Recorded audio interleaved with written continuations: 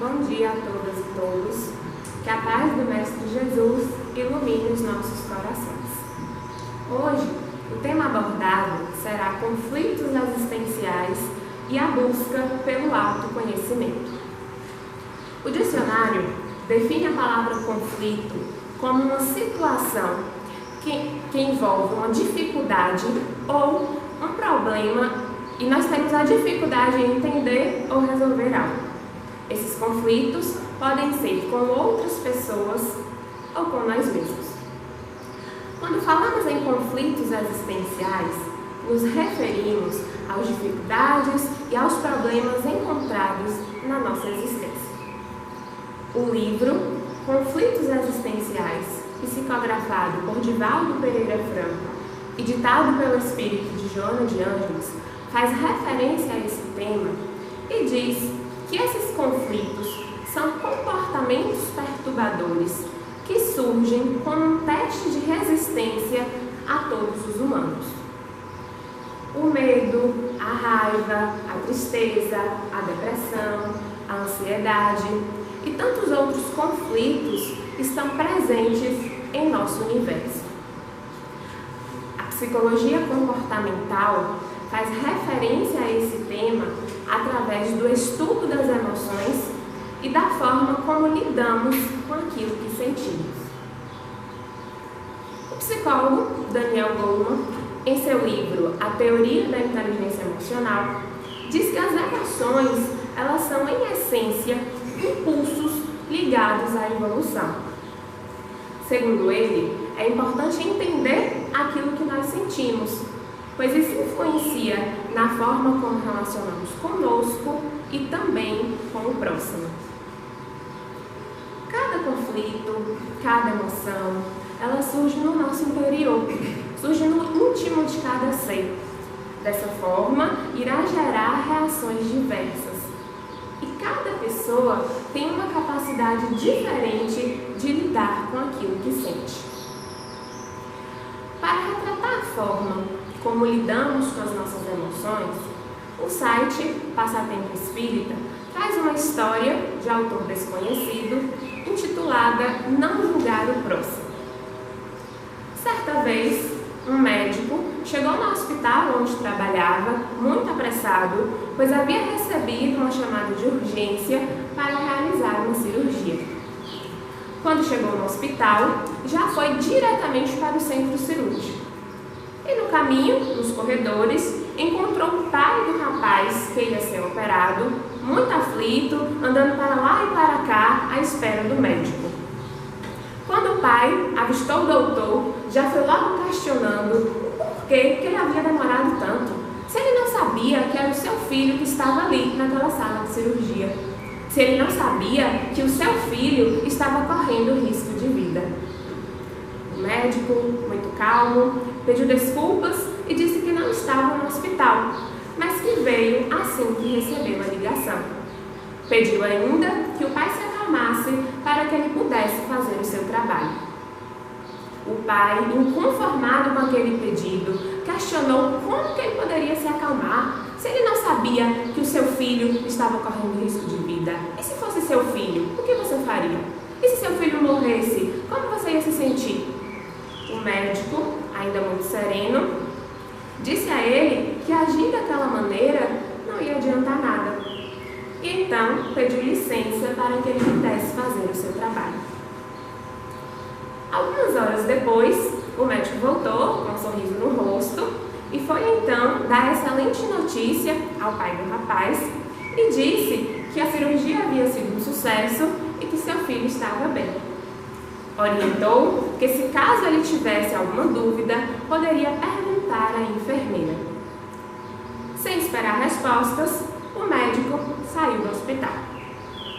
O pai, que já estava inconformado com todo aquele comportamento, resolveu desabafar com a enfermeira, dizendo o quanto que aquele médico era um arrogante, pois nem sequer havia esperado para dar mais notícias sobre a saúde do seu filho. A enfermeira, muito comovida com a situação, disse a ele que o filho do doutor havia desencarnado na noite anterior em um acidente e que quando ele recebeu a ligação, ele estava no funeral. E que naquele momento ele só havia saído às pressas, pois queria chegar a tempo de lhe prestar uma última homenagem.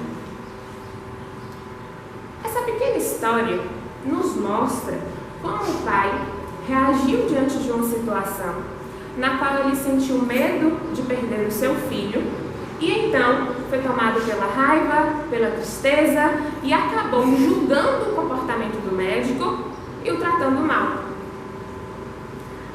Quantos de nós não passamos por situações semelhantes a essa no nosso dia a dia? Ou até mesmo em conflitos familiares, quando somos tomados pela raiva, pela falta de paciência e agimos por impulso diante de uma situação, ao invés de procurar entender e resolver da melhor maneira possível. Ou ainda, quantos de nós sentimos medo e ficamos paralisados diante de uma situação? Reações como essa são comuns em nosso dia a dia. Portanto, nós podemos compreender que todo ser humano ele é um feixe de emoções e que elas precisam ser bem direcionadas.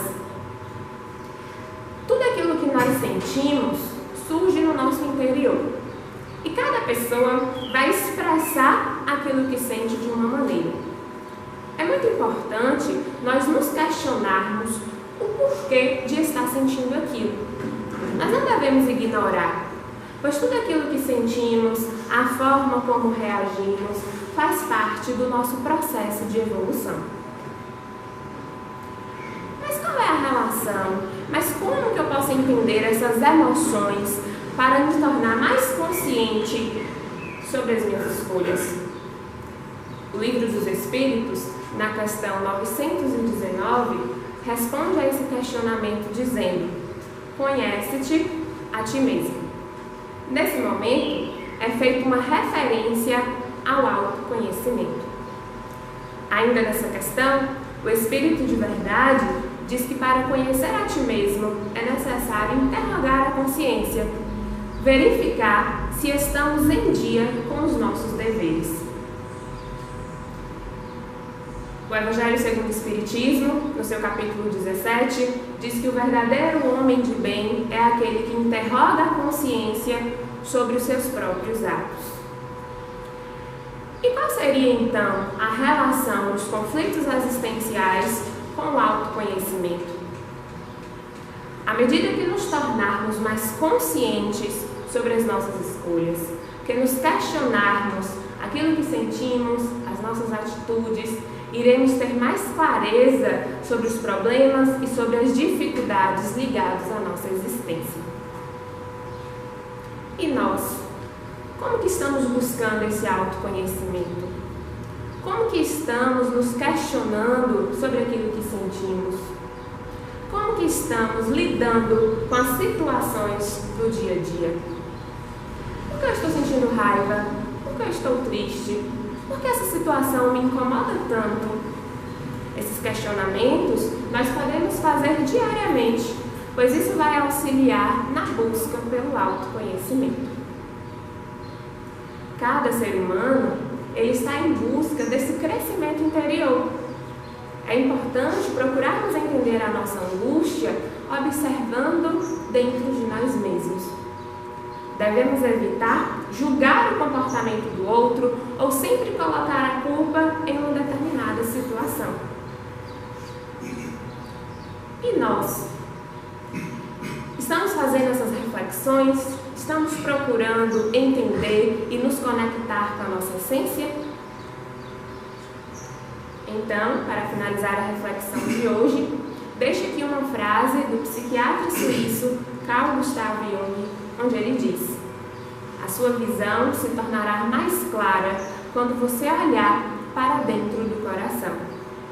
Quem olha para fora, sonha. Quem olha para dentro, desperta. Que possamos, a cada dia, buscar esse autoconhecimento para então nos conectarmos com a nossa essência. Agradeço a atenção de vocês e tenham um bom dia. Bom, novamente aqui, um bom dia novamente para todos.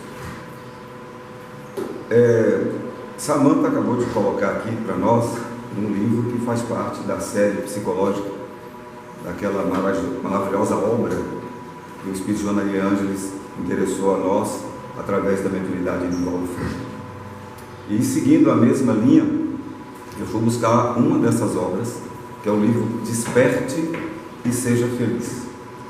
E ali Joana de Ângeles faz uma série de considerações, dentre outras ela inclusive nos esclarece que Jesus, que é a figura central da orientação, do equilíbrio, da paz, da felicidade, do caminho para Deus, ele ainda é um ser desconhecido,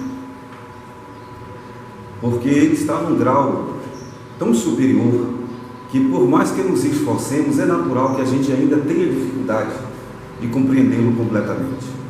Inclusive, a psicanálise, a psicologia profunda tentam fazer análises da personalidade de Jesus, mas ela afirma que, por mais meritório que seja esse trabalho, na realidade ainda não temos elementos científicos aqui na Terra de observação para entendermos Jesus em sua inteireza. Mas ao mesmo tempo isso não nos impede de continuar encontrando-nos com Ele, porque a gente sabe que Ele é o caminho que vai nos dar justamente aquela paz que todo mundo anseia conquistar. É bom lembrarmos também que nessa série psicológica, Joana de Ângeles, ela se utiliza da psicanálise, ela cita muito Freud, Jung, ela também cita muito da psicologia profunda, da psicologia comportamental, utiliza-se como base as obras de Allan Kardec, especialmente aqueles 5 livros que fazem parte da doutrina espírita em si mesma, e também, claro, faz uma análise sobre o Evangelho de Jesus. Então, juntando psicanálise, psicologia, doutrina espírita e Evangelho, ela tenta nos colocar o mais próximo possível de um entendimento do que seja a grandeza de Jesus para todos nós. E dentre esses pontos, ela nos chama a atenção sobre o arrependimento e a reparação, é um tema dela. Nós sabemos que em Livro dos Espíritos, que quando Allan Kardec perguntou às entidades venerandas o que é necessário para a gente apagar uma falta cometida totalmente, e os Espíritos disseram, primeiro o arrependimento, aí vem a expiação e a reparação. Então essa tríade faz parte de uma sucessão de processos que vão anular qualquer falta cometida. Mas ela faz a menção sobre um processo de arrependimento que pode gerar uma reparação imediata. E ela cita 3 personagens que estiveram com Jesus, que demonstram como é que pode ser assim, como a gente pode se arrepender, no sentido profundo da palavra. Arrepender seria reconhecer as imperfeições, e reconhecer que essas imperfeições estão nos prejudicando, e estão prejudicando as pessoas que convivem conosco. Então, esta visão de arrependimento, de auto-percepção das próprias falhas, a pessoa imediatamente se lança no processo de reparação. Ela não vai esperar uma expiação, não. Ela já começa logo a fazer posturas íntimas, muito concretas, diretas, para sair daquele processo de imperfeição. Então ela cita Pedro, o apóstolo. E como nós sabemos, na noite em que Jesus foi preso, estava sendo levado para a crucificação, Pedro negou que conhecia Jesus por 3 vezes. Isso provocou em Pedro um arrependimento tão grandioso que somente a partir desse arrependimento é que Pedro resolveu liderar o movimento cristão dali por diante. Tanto que ele é conhecido como o pai da igreja.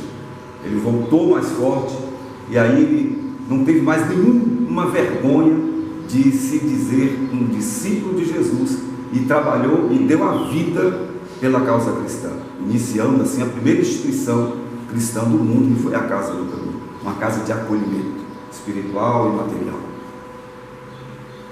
Ela também cita Maria de Magdala, a prostituta que era a meretriz mais requestada de todos os tempos, muito bela e ficou muito rica, praticando a prostituição de alto luxo. Quando ela conheceu Jesus, que ela percebeu quem era ele e o que ele representava como orientador da humanidade, ela que se encontrava totalmente perdida, se encontrou e a partir dali mudou a sua vida totalmente. Todos os bens que conquistara com a prostituição, ela distribuiu com as pessoas mais necessitadas e fez um trabalho de reforma íntima mais importante, talvez o primeiro caso de renovação íntima dentro do cristianismo, porque ela mudou completamente o seu comportamento e passou os últimos 10 anos da sua vida a partir dali cuidando de leprosos no Vale dos Leprosos, ficando com eles até quando ela também adquiriu a lepra e depurou definitivamente a sua alma. Como nós sabemos, já vimos palestras sobre isso, o próprio Jesus veio buscá-la e hoje ela se encontra em lugares celestiais. O arrependimento e a reparação imediata de Pedro e a reparação imediata também de Maria. E um outro caso que Joana cita é Zaqueu, um homem de baixa estatura que queria muito conhecer Jesus. Ele era um cobrador de impostos, estava muito rico com essa atividade, e quando Jesus passava com uma multidão acompanhando, o único jeito que ele encontrou para tentar fazer com que Jesus o percebesse foi subir numa árvore e começou a gritar por Jesus. E Jesus dali mesmo, no meio da multidão, disse: vá para a sua casa que eu vou te visitar. Agora com esse contato, Zaqueu entrou num processo de arrependimento profundo, porque metade da sua fortuna foi conquistada com a corrupção, o recebimento de propinas em relação àquelas pessoas, os comerciantes que queriam sonegar os impostos. E o que é que ele fez? Pegou tudo que ele ganhou de forma ilícita e distribuiu com os pobres. Ou como seria bom, né, se os nossos políticos fizessem o mesmo, né? Tivesse esse encontro consciencial, um arrependimento e devolvesse tudo que tiraram, né, dos cofres públicos, que está prejudicando a nossa vida, né? A saúde, a educação, moradia, saneamento, tudo poderia estar melhor, dando mais qualidade de vida, se os corruptos que ainda continuam a existir, e não são poucos, devolvessem o que eles estão nos retirando. Então, Zaqueu também passou a ser um outro caso, de alguém que se arrependeu imediatamente quando percebeu quem era Jesus e a sua mensagem, e modificou-se ali mesmo, naquela mesma hora. E Joana conclui exatamente dessa forma, como eu vou concluir, que nós do Espiritismo, nós que estudamos as obras espíritas, a gente já está no nível de consciência de promover esse arrependimento de Pedro, de Maria de Magdala e de Zaqueu, de percebermos o quanto que as nossas imperfeições nos prejudicam e prejudicam todas as pessoas com as quais convivemos, e sabedores disso, sabendo que Jesus é o modelo e guia e não existe outra forma da gente eliminar os conflitos existenciais senão através dele, que a gente imediatamente toma a providência e comecemos a fazer algo já. Talvez a gente não precisa fazer coisas tão grandiosas como cuidar de leprosos, ou fazer uma tarefa grandiosa de formar a igreja cristã no planeta, como fez Pedro, ou sair distribuindo as riquezas, como fez Zaqueu. Mas nós já temos um nível de consciência de perceber que as nossas imperfeições nos perturbam e perturbam a ordem social, que começa dentro da nossa família e no resto da sociedade que a gente frequenta.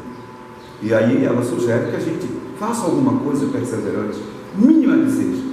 As instituições espíritas estão aí, representando Jesus como nunca.